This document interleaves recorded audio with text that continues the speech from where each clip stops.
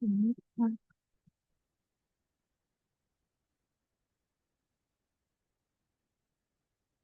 Oke, Assalamualaikum warahmatullahi wabarakatuh. Sebelumnya, perkenalkan nama saya Oktaria Indi Cahyani dengan NIM 2309 106015. Di sini saya akan menjelaskan tentang struktur komputer.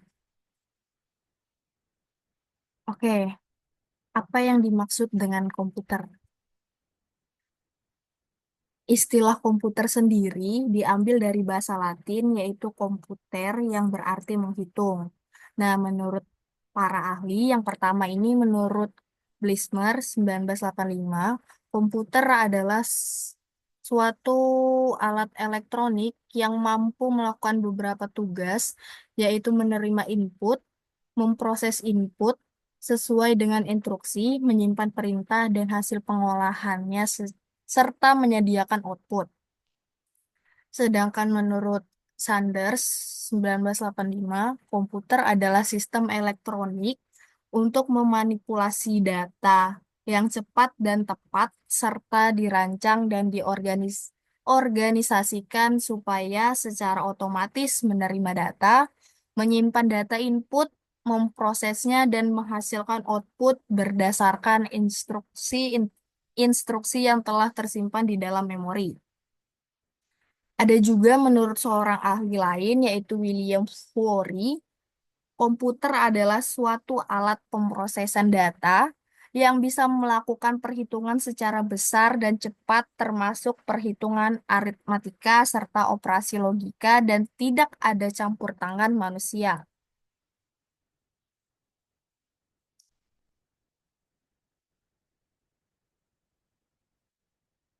Oke, selanjutnya ada sistem komputer. Tujuan pokok dari sistem komputer adalah mengolah data untuk menghasilkan informasi, sehingga perlu didukung oleh elemen-elemen yang terdiri dari perangkat keras atau hardware, perangkat lunak software, dan brainware. Perangkat keras adalah komponen fisik komputer seperti CPU dan monitor.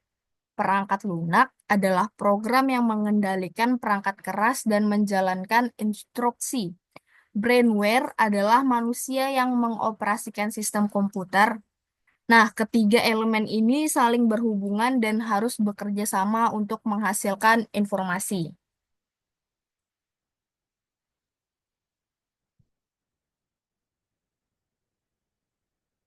Oke, selanjutnya kita masuk di struktur komputer. Struktur komputer didefinisikan sebagai cara-cara dari setiap komponen yang saling terkait. Nah, struktur sebuah komputer secara sederhana dapat digambarkan dalam diagram blok pada gambar ini yang berisi CPU, memori, input-output, data bus, dan address bus. Nah, selanjutnya di sini ada CPU. Yang kita tahu, CPU merupakan otak dari sistem komputer. CPU sendiri adalah Central Processing Unit. Nah, dia ini memiliki dua bagian fungsi operasional, yaitu ALU atau Arithmetical Logical Unit sebagai pusat pengolahan data, dan CU atau Control Unit sebagai pengontrol kerja komputer. Oke, lanjut. Nah, di sini ada memori. Memori terbagi menjadi dua bagian, yaitu memori internal dan memori eksternal. Memori internal sendiri berupa RAM, yaitu Random Access Memory, yang berfungsi untuk menyimpan program yang kita olah untuk sementara waktu. Dan ROM, yaitu Read Only Memory, yaitu memori yang hanya bisa dibaca dan berguna sebagai penyedia informasi pada saat komputer pertama kali dinyalakan. Selanjutnya di sini ada input-output.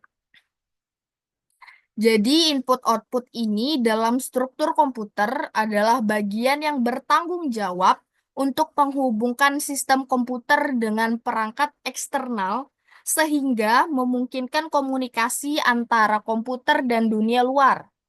Komponen ini memastikan bahwa data bisa masuk ke dalam komputer dan keluar dari komputer. Nah, jadi untuk device input itu perangkat keras komputer yang berfungsi untuk memasukkan data atau perintah ke dalam komputer. Contohnya itu ada keyboard, mouse, mikrofon, webcam, touchscreen, touch bar, grafik tablet, dan lain sebagainya. Terus untuk output device itu kebalikannya pastinya ya, yaitu perangkat keras komputer yang berfungsi untuk menampilkan keluaran sebagai hasil pengolahan data. Keluaran ini bisa berupa hard copy atau kertas gitu, atau soft copy-nya yaitu ke monitor gitu. Ataupun bisa juga berupa suara. Contoh dari output device itu ada printer, monitor, speaker, headphone, proyektor, dan lain sebagainya. Lanjut. Oke, di sini masuk ke bus.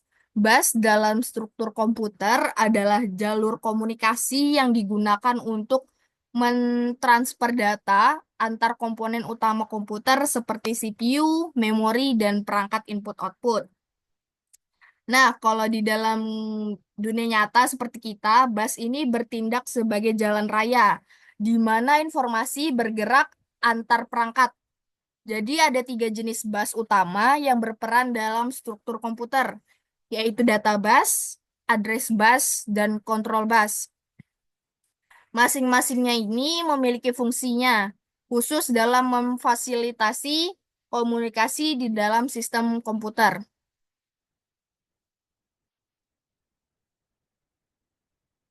Oke, yang pertama di sini ada database.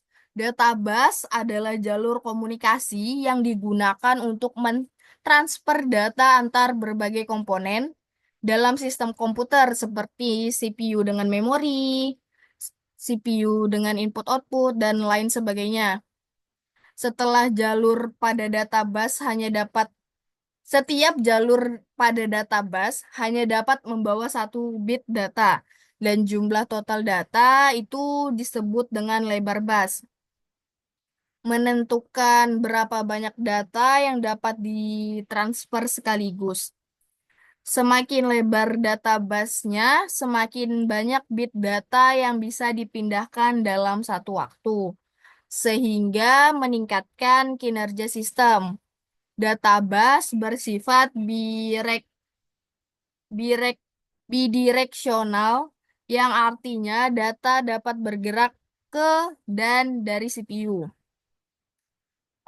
Lebar data bus biasanya terdiri dari 8, 16, 32, atau 64 jalur paralel. Oke, selanjutnya yang kedua ada address bus. Address bus digunakan untuk menentukan alamat lokasi memori yang menjadi sumber atau tujuan dalam proses transfer data. Melalui address bus, CPU ini mengirimkan alamat memori yang akan dibaca atau ditulis. Setiap jalur pada address bus membawa satu bit dari alamat tersebut. Semakin banyak jalur, semakin besar kapasitas memori yang dapat diakses oleh sistem. Adre Address bus sendiri biasanya terdiri dari 16, 20, 24, atau 32 jalur paralel. Di mana lebih banyak jalur berarti lebih banyak alamat memori yang dapat ditunjuk oleh CPU. Oke, yang ketiga ini ada control bus. Control bus sendiri berfungsi untuk mengontrol akses dan penggunaan data bus serta address bus. Control bus membawa sinyal-sinyal kontrol yang menentukan operasi apa yang akan dilakukan, seperti membaca atau menulis data, dan juga mengelola sinkronisasi antara komponen komputer. Kontrol bus biasanya terdiri atas 4 hingga 10 jalur paralel, di mana setiap jalur membawa sinyal spesifik yang mengatur bagaimana dan kapan data dapat dikirim atau diterima oleh CPU, memori, atau perangkat lainnya. Oke, selanjutnya di sini ada penerapan address bus dan control bus. Nah, yang pertama ini ada penerapan dari address. Oke, yang pertama tuh ada port NVMe, yaitu Non-Volatile Memory Express, yang memungkinkan SSD untuk berkomunikasi langsung dengan CPU melalui soket PCIe tanpa menggunakan driver SATA. Hal ini memungkinkan SSD berbasis memori flash bekerja lebih cepat dan efisien dengan kecepatan transfer data yang jauh lebih tinggi dibanding dengan SSD berbasis SATA. Yang kedua di sini ada port SATA, yaitu antarmuka bus komputer yang menghubungkan adaptor bus host ke perangkat penyimpanan seperti hard disk dan optical drive. SATA sendiri mendukung konfigurasi yang memungkinkan satu port pengontrol untuk mengelola hingga 15 perangkat penyimpanan. Selanjutnya ada SATA versus NVMe. SATA NVMe berada di kelas tersendiri dalam teknologi penyimpanan. Perbedaan performa NVMe dan SATA itu sangat signifikan. SATA sendiri menggunakan driver AHC yang didesain untuk HDD dengan teknologi berputar. Sedangkan NVMe dirancang khusus untuk SSD dengan teknologi flash. NVMe juga memanfaatkan soket PCIe untuk komunikasi yang lebih cepat antar penyimpanan dan CPU.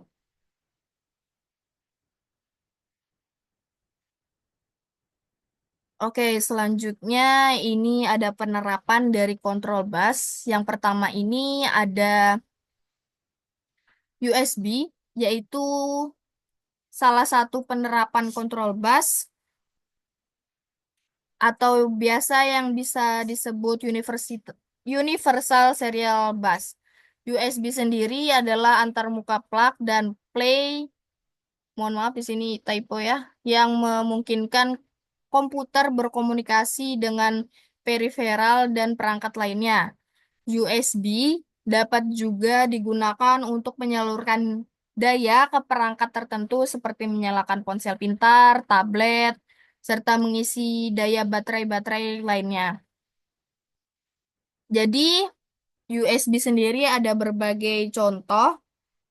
Di sini ada USB 2.0, yaitu Type A, Type B mini, Type B micro, dan USB 3.0, yaitu Type A, Type B, Type C, Type B micro. Nah, setiap versi dari port USB ini memiliki kompatibilitas mundur dan kompatibilitas maju, yang artinya port tersebut dapat mendukung versi apapun di bawah atau di atas nomor saat ini. Contoh misalnya perangkat yang dirancang dengan teknologi USB 1.1 dan 2.0 bekerja di port 3.0. Namun tetap tetap nih perlu diingat bahwa perangkat yang lebih rendah berjalan pada kecepatan transfer aslinya. Meskipun dipakai di USB 3.0 yang mampu mencapai kecepatan yang lebih tinggi. Jadi walaupun kita pakainya nih USB 3.0 yang mana mencapai kecepatan yang lebih tinggi, tapi itu tetap dia berjalan pada kecepatan transfer aslinya. Misal kita menggunakan poinnya menggunakan USB-nya itu di USB 2.0. Jadi dia nggak bisa ngikut kecepatan 3.0. Nah, yang kedua ini ada kabel USB. Kabel USB tersedia dalam berbagai panjang dan jenis. Panjang maksimum untuk perangkat berkecepatan tinggi adalah 5 meter dan 3 meter untuk perangkat berkecepatan rendah. Kenapa ini maksimum? Karena bisa beresiko kehilangan data pada kabel yang lebih panjang. Jadi ada berbagai jenis kabel USB yang mendukung kecepatan transfer seperti USB 2.0 dan USB 3.0 yang disesuaikan dengan perangkatnya. Jadi kabel ekstensi dapat digunakan untuk memperpanjang sambungan, tetapi perlu kita ingat lagi, kita harus menghindari melebihi jarak maksimum tanpa menggunakan hub USB untuk memperkuat sinyal karena tadi ya bisa beresiko kehilangan data pada kabel yang lebih panjang kalau kita menggunakan jarak maksimum pada kabelnya.